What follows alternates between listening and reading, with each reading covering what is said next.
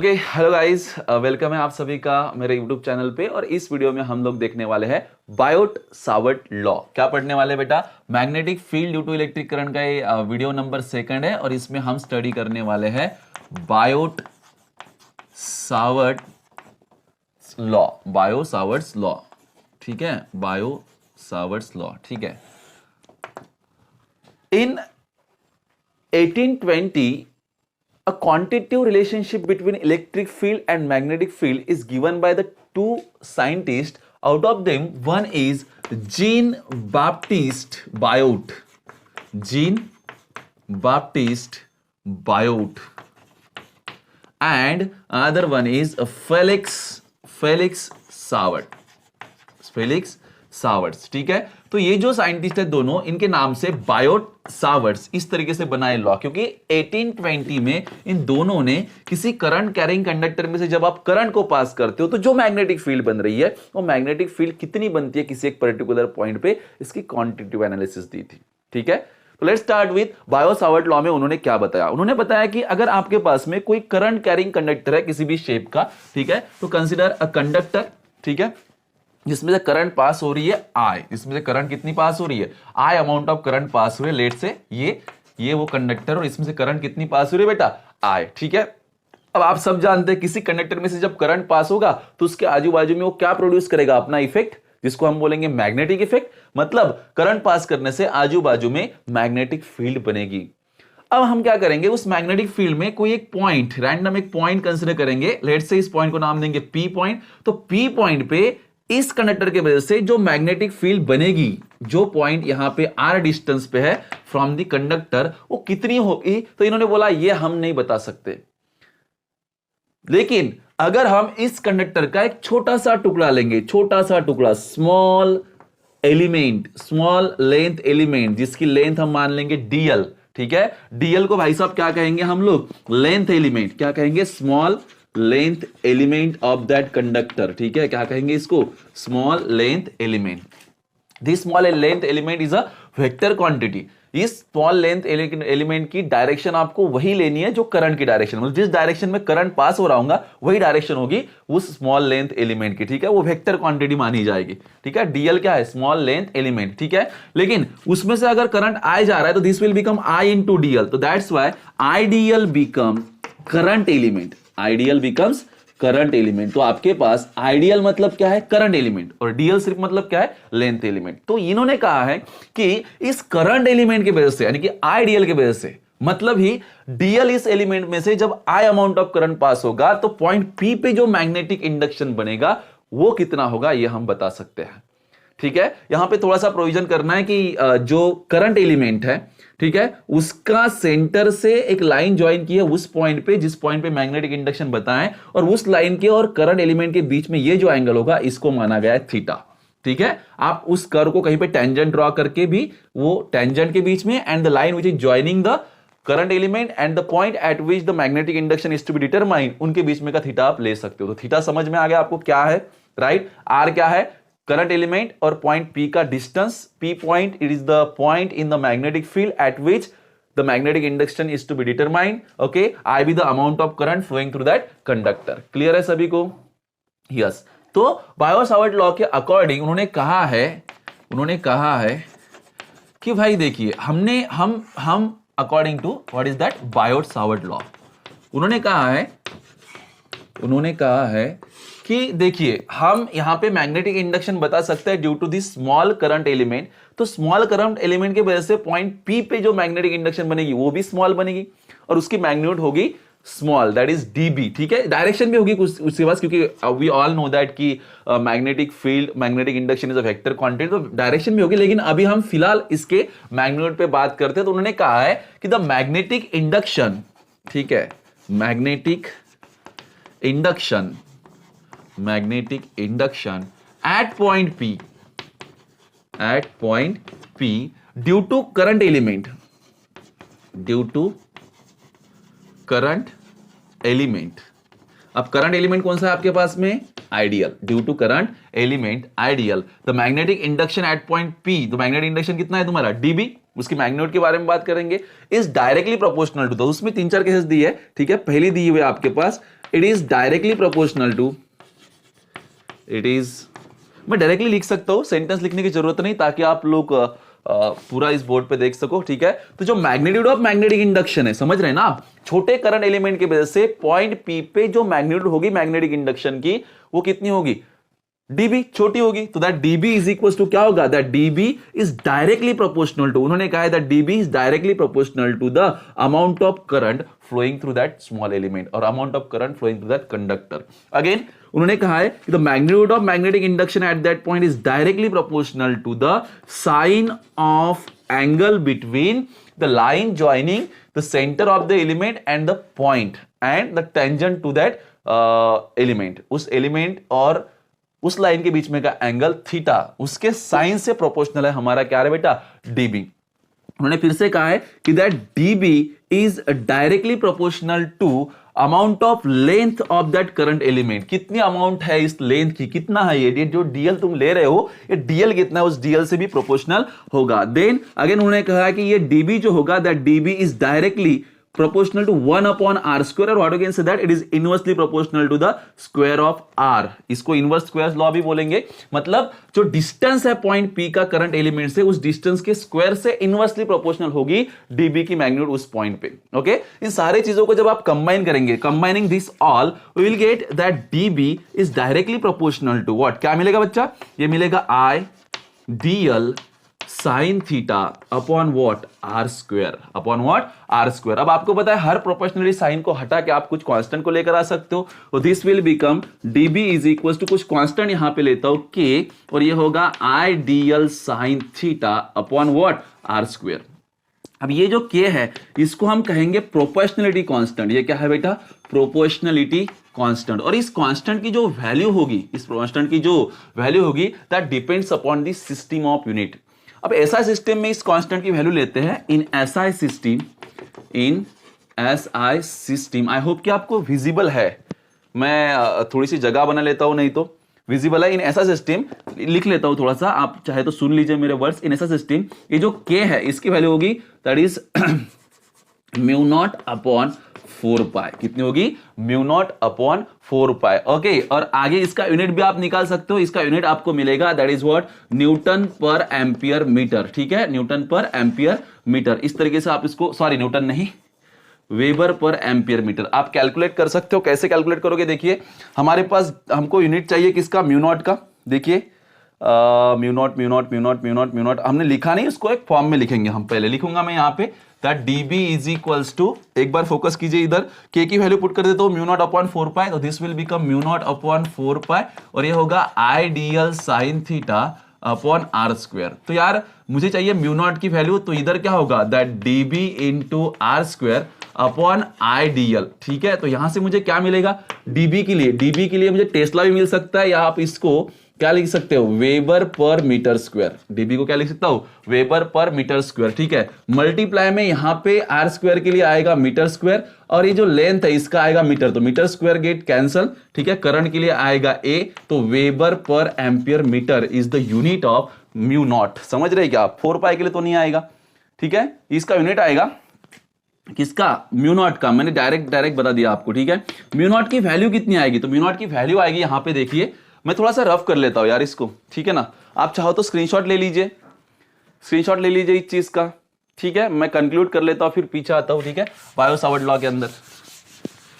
Okay, तो मैं चाहता हूं कि हम कहां पे हैं, मैं बताता हूं आपको हम कहां पे हम हैं। हमने कहा है कि dB की जो मैग्नीट्यूड होगी that will be equals to, वो k की वैल्यू लिखी मैंने mu naught upon 4 pi I dl sign थीटा, I d l sine theta upon what, r square, I d l sine theta upon r square. अब मैंने कहा कि म्यू नॉट अपॉन 4 पाई का मैंने यूनिट बताया था आपको, म्यू नॉट अपॉन 4 पाई की जो वैल्यू होगी that will be equal to 10 raise to the power -7, और यूनिट क्या है उसका, यूनिट होता है इसका that is weber per ampere metre, ठीक है। क्योंकि म्यू नॉट की अगर एग्जैक्ट वैल्यू देखी जाए तो वो होती है 4 pi into 10 raise to the power -7 weber per ampere metre.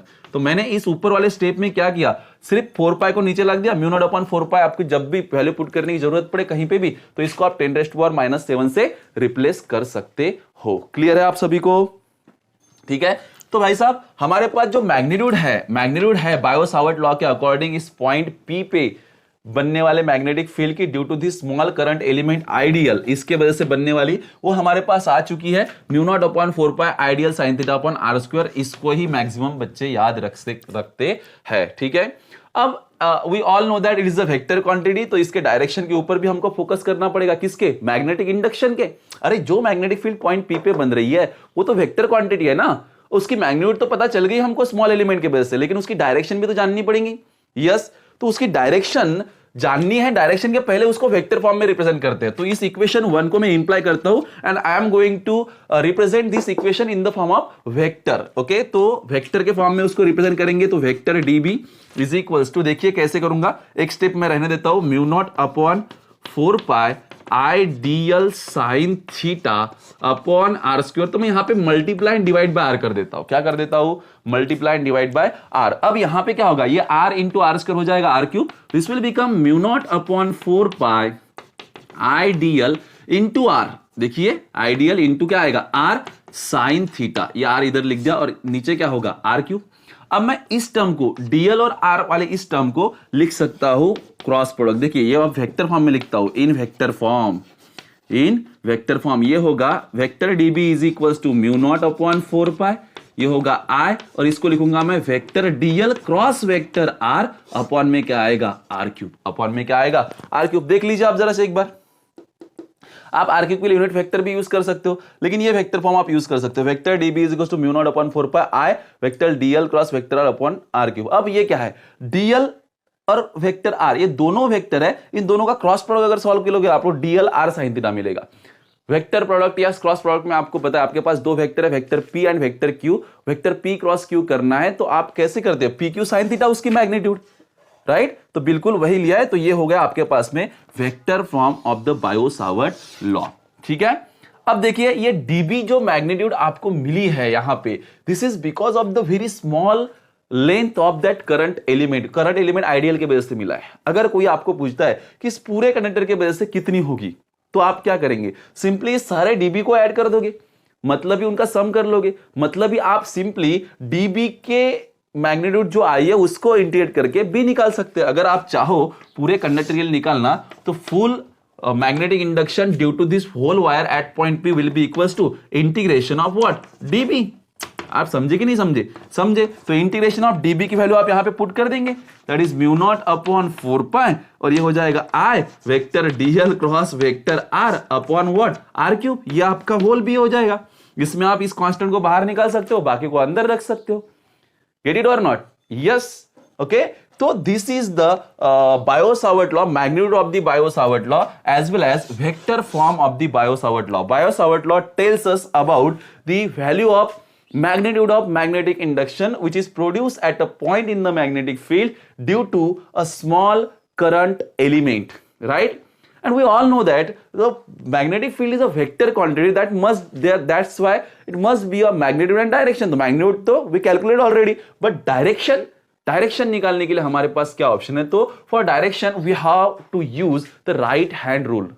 You might be you people may be use right hand screw rule, right hand palm rule, but मैं right hand thumb rule को use करता हूं, ठीक है। According to right hand thumb rule क्या कहता है, imagine that the conductor to be held in your right hand in such a way that your 4 fingers are curved around it and thumb indicates the direction of current, then the 4 fingers at that point gives you the direction of the magnetic induction or magnetic field। मतलब क्या है, अगर इस conductor को मैं अपने right hand में कुछ ऐसे पकड़ूं कि मेरा थंब इंडिकेट करे करंट की डायरेक्शन, तो उस पॉइंट पे मेरी 4 फिंगर क्या कर रही है, इनसाइड द बोर्ड जा रही है, उस प्लेन में इनसाइड द बोर्ड, तो उस पॉइंट पे मेरी मैग्नेटिक फील्ड कैसे आएगी, परपेंडिकुलर आएगी, किसको, इस आर को, आर गेटिंग और नॉट मुझे पता नहीं आप समझ पा रहे नहीं समझ पा रहे, बट उस पॉइंट पे वो अंदर जा रही है, इनसाइड द बोर्ड जा रही है, समझ, मैं 3D में मैं इसको ऊपर निकाल रहा हूं, but the direction of magnetic induction is perpendicular to the board and magnetic induction is moving inside the board. We people already know that these are the two symbols which are used to represent the 3D quantities, we know that, okay। अगर cross देख रहे हो तो कोई quantity अंदर जा रही है बोर्ड के, है ना, एंड अगर आप किसी सर्कल में पॉइंट देख रहे हो तो क्वांटिटी बाहर आ रही है, and this is representing the direction of magnetic induction is inward and perpendicular to the plane of board. समझ रहे हो? अगर आप एक और केस ले लो, मान लो आपके पास में ये केस है और इसमें करंट जा रहा है नीचे, करंट जा रहा है नीचे, और आपको इस पॉइंट पे मैग्नेटिक इंडक्शन की डायरेक्शन निकालनी है, तो राइट हैंड को आप कैसे करोगे? ये डायरेक्शन है करंट की और उस पॉइंट पे मेरी उंगलियां बाहर आ रही है, मतलब यहां पे मैग्नेटिक इंडक्शन कैसी होंगी? B is outward, B direction of B is outward. I hope आप समझ पा रहे हो। अगर यही करंट ऊपर जा रहा होता तो इसी पॉइंट पे मैग्नेटिक इंडक्शन कैसी होती? इनसाइड। समझ रहे हो आप? बी इज इनवर्ड, समझ रहे ना? ये बी इज इनवर्ड रहेगा। और ये right hand thumb rule use कर रहे हैं हम लोग यहां पे। अगर ये करंट की डायरेक्शन होती, मान लो हम इस सिंबल से, जैसे मान लो ये है करंट, ठीक है, this is the current outward. ये क्या है बच्चा? Current outward. तो करंट आउटवर्ड है तो मेरा थंब अब तुम्हारे तरफ आएगा, आउटवर्ड डायरेक्शन में बोर्ड की, ठीक है। और मुझे इस पॉइंट पे बी निकालना है, इस पॉइंट पे बी निकालना है, ठीक है। तो मैं करंट को ऐसे निकालूंगा और मेरी फिंगर उस पॉइंट पे कैसे जा रही है? ऊपर। तो मेरी बी की डायरेक्शन ये आएगी। तो तुम बोल सकते हो सर इस पॉइंट पी पॉइंट पे बी की डायरेक्शन तो आप इधर भी लिख सकते हो, इधर भी लिख सकते हो, आप ऐसे क्यों लिए? Because we all know that the direction of magnetic induction r and dl एक में को परपेंडिकुलर होती है। क्योंकि अगर आप क्रॉस प्रोडक्ट यहां पे अप्लाई करोगे, है ना, स्क्रू या क्रॉस प्रोडक्ट अगर आप अप्लाई करोगे, मुझे बताइए मैग्नेटिक इंडक्शन डीएल और आर, ये तीनों वेक्टर क्वांटिटी है। तो अगर हम डीएल को ये मान लेंगे, आर को ये मान लेंगे, और ये जो पॉइंट पे मैं डीबी को निकाल रहा हूं, मैं मूव करता हूं इसको यहां पे दिखाने की, तो भाई साहब ये एंगल थीटा है। अगर मुझे डीबी की डायरेक्शन बतानी है इस पॉइंट पे, जो कि मैंने शिफ्ट कर दिया यहां पे उस वेक्टर को, ठीक है, तो मुझे डीएल क्रॉस आर जाना है, तो मेरा डीबी अंदर आएगा और इन दोनों वेक्टर को जो जिस प्लेन में है उसको वो परपेंडिकुलर आएगा। मतलब ध्यान रहे कि डीबी या बी ये डीएल को और इसको परपेंडिकुलर रहने वाला, किसको? डीएल को एंड आर को। तो इस केस में ये जो सीन अभी दिख रहा है आपको, ये वाला, ठीक है, इसको मैं आपके ऊपर आपके मतलब इमेजिन करना चाहूंगा, आप चाहो कि इमेजिन कर सको इसको। डीएल मतलब डीएल एलिमेंट आपकी तरफ आ रहा है, ठीक है, ये जो आर है ये परपेंडिकुलर है इसको, आर कैसा है इसको? परपेंडिकुलर। अब इन दोनों को परपेंडिकुलर हो ऐसी लाइन मैंने ड्रॉ की है बी। खुद बी को ऐसे देखिए, खुद बी वर्टिकल है। आर यू गेटिंग और नॉट? तो भाई साहब ये आने वाला आपका डीएल, देन आप ऐसा समझ सकते हो थ्री फिंगर्स के अकॉर्डिंग, समझ रहे क्या? ये आपका आने वाला डीएल करंट, ये है आपका आर और ये है आपका बी।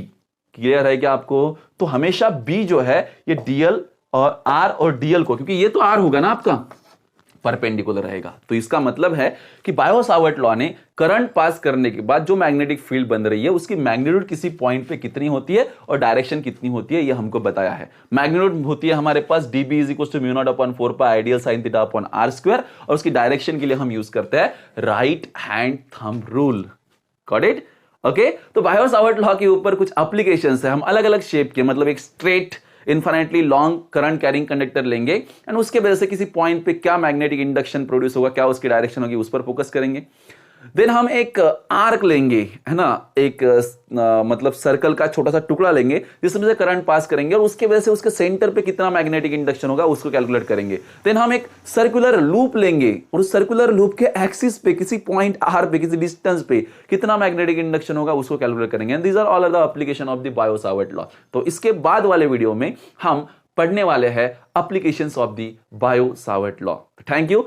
आपके जितने भी दोस्त हैं उन सभी दोस्तों के साथ में इस सीरीज को शेयर कीजिए, मैं वीडियोस डालता रहूंगा इन वीडियोस के, ठीक है, और आप महाराष्ट्र स्टेट बोर्ड के लिए इसको अच्छे से प्रिपेयर कर सकते हैं, ठीक है। तो thank you all, bye bye.